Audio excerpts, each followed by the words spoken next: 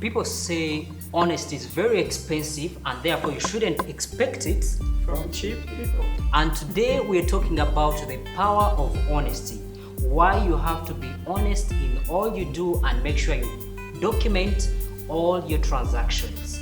Before we go into the discussion, let's listen to one of our experiences today and we'll be right back. My name is Philip Katawira Tuoki, Minister in the United Kingdom. I work as Minister of External Relations in the United Kingdom. Today I'm sharing the power of honesty in anything you do. I finished campus. I did all jobs for people. I did trading in Mnyevu and Kagadi, Muhoro. Joined Bank of Uganda. I went to UCB, Commercial Bank. By then it was training accountant. I was taken to Kilembe as my first posting to train. Kilembe by then was booming. That was in 83, 84. Booming with businesses. There was a lot of money. People like Kachanchu, late Katoto, late Businje, Jacob Sinje, Mbawazi Katoto, Sam Black, Maswento, and Kachanchu. They would come with a lot of money to the bank. Because there was cement, there was everything. Leave you with money in a bag, in a sack. Tells you, you count the money. I'm in a hurry. They would be in a hurry because of other businesses. Then he comes back after a day or two. He finds the money is on the account. He would ask you how much was shortage. You tell him clearly how much was not in his counting, because money would be mixed up like beans. This man of businesses, you know. And he would come and give you some small tip. Then every day you do that. They would do that every day. You do that for them. One time I met a man called John Katuramu. Kept his money with me. It was by then $10,000. That was in 1988. For 2 months, he never came for the money. But after 2 months, he asked for his money. I brought it back, not touching a penny. It was under my pillow. My wife, Josephine Katawira, did not even know where it was. I had not told her, but I gave the man to Katuram. After working the bank here in Kampala, I was transferred to Kampala, 7th floor.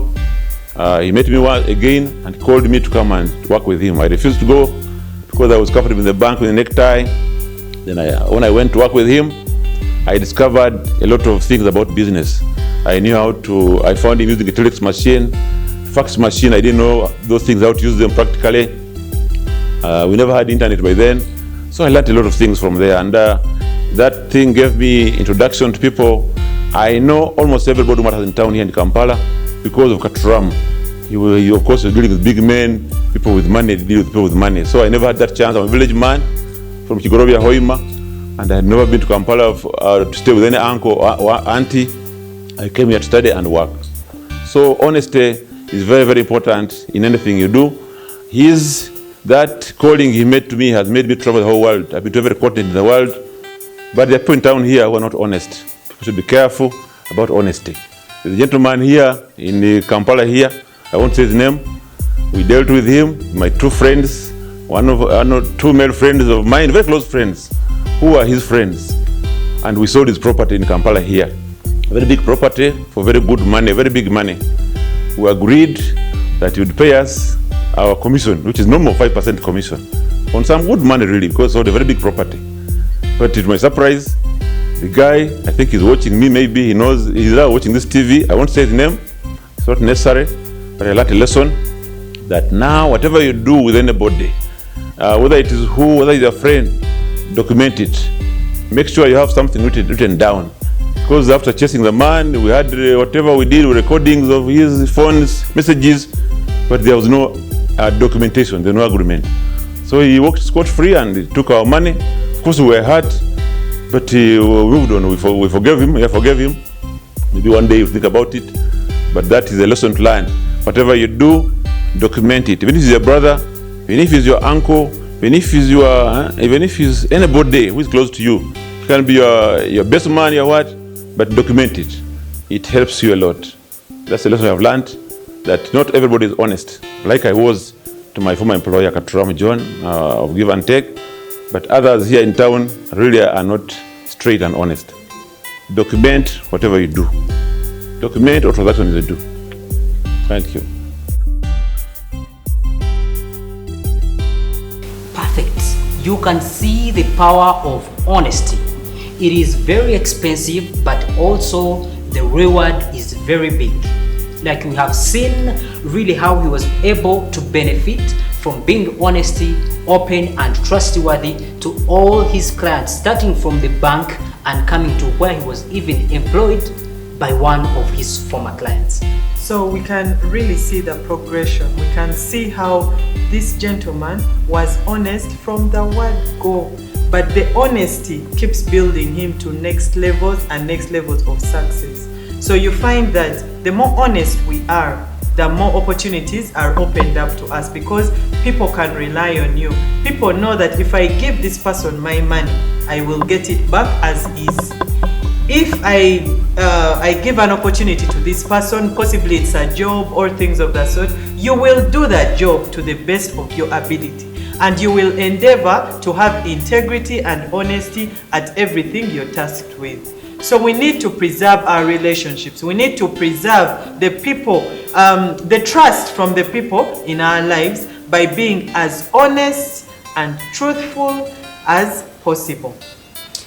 However honest you are, it shouldn't push you to trust everybody. That's why you need to document. You need to document your business. You need to document your transaction. You need to document everything you are doing. And why do you do it? To get a consent from the one you're doing a transaction with, that they've confirmed the transaction you're dealing with, and to manage and handle your expectations. What do I expect? If I have a business dealing with Tilda, what is this that we agreed in the agreement?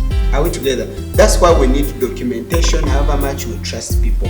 Whichever dealing you do, document. And some people think documentation is all about big businesses. That is not true. When I'm having a transaction between a family member, whether you're having a transaction between your workmates, you have to make sure that you document everything you do. Your friend, even your spouse. It's not necessary. Some people think because I'm honest, it's the same that is going to happen to the other person. Yeah. So whatever is going to happen, however small the amount, let's say if it's in terms of money, however much small the money is, make sure that you document that. Some people even going to jobs, you get employed and you don't have any written documents. Where are you going to have the proof that you've been working with a given company? To talk about the proof, in accounting, documentation is a requirement. In a banking sector, you cannot bring 20 million on your account when you've been depositing 1 million without any documentation backup. That by the way, I had a deal, I was a broker and someone paid me 10 million and this is a proof. I sold my land and this is my proof, not verbal. So documentation is very much important in accounting purposes. You have a receipt. Even in lending, when you don't have documents, someone may fail to give you the money because they think you have no capacity to finance this money, or you've not handled that transactions. So it's very much important not to only be honest, but be honest to people, as we also emphasize documentation in our dealings of transactions. And you ask yourself, I want the viewers out there to think and reflect. If you're the same person who was given that $10,000, would you have been able to keep this money without any documentation for 2 months when someone hasn't even asked any about of the money? That is a high level of integrity. However much, if it was me, I wouldn't do it. I would need a documentation from someone giving me the money, because tomorrow they can come and say, by the way, you've helped someone. After 1 year you're keeping their $1 million, and after 1 year they come back and say they claim they gave you 2.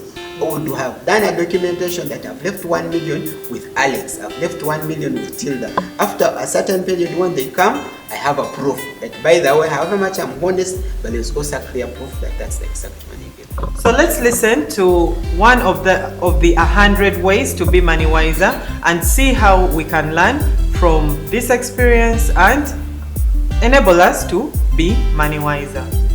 So number 95 of the 100 ways states, to be money wiser is to operate with the highest level of integrity, to ensure that in all you are involved in, you act with wisdom, truthfulness, and uprightness. So to all of us out there, every time someone puts you in a position of trust, in a position where you are, it's up to you, where it is really entirely up to you to show your level of integrity, simply do that. You're given money to keep it safely.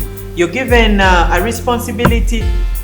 Deliver to the best of your ability, and let us live uprightly and with utmost integrity. Thank you, and let's be money wiser. Share with us any dishonest experience that you've had on our social media platforms on Facebook, Twitter, and also subscribe to our YouTube channel. Click on the bell to make sure that you get notifications whenever we have a new episode. See you next time.